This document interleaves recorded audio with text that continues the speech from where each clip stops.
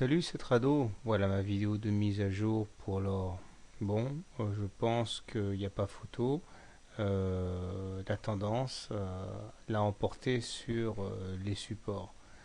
J'avais dit que nous avions une zone de résistance importante entre 1330 et 1316. Et bien, nous sommes en train d'essayer de clôturer juste à l'intérieur de cette zone pour ne pas obliger les cours à aller chercher le prochain support qui semble être celui des 1283 correspondant au plus bas du 28 septembre 2010. Alors hier nous avions eu effectivement une sorte de baroud d'honneur avec contact avec la M7. Malheureusement, la séance du jour a entériné le fait que nous soyons bien en tendance baissière et le contact avec la M7 a été fatal. Et au terme d'une énorme bougie rouge, eh bien, je l'ai dit, nous venons clôturer, semble-t-il, en dessous de la médiane de la fourchette bleue.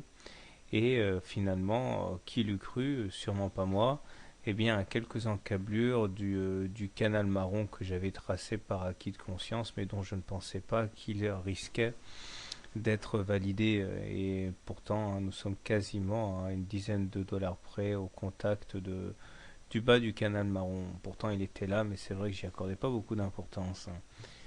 Il demeure que les indicateurs techniques restent pardon, plus que jamais très dégradés, avec le MACD qui replonge après une journée de répit sous son signal est négatif, momentum négatif, et pas moyen de sortir de sa zone de survente pour le stochastique.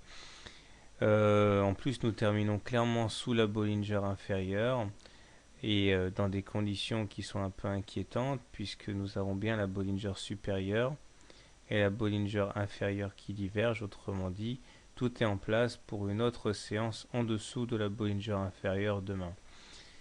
Maintenant, il n'y a plus qu'à espérer que ceux qui espéraient depuis longtemps rentrer sur l'or et qui ne l'avaient pas fait parce qu'il était trop cher profiteront de l'aubaine pour effectivement aller charger en or, parce que là techniquement et graphiquement ça commence à sentir le pâté.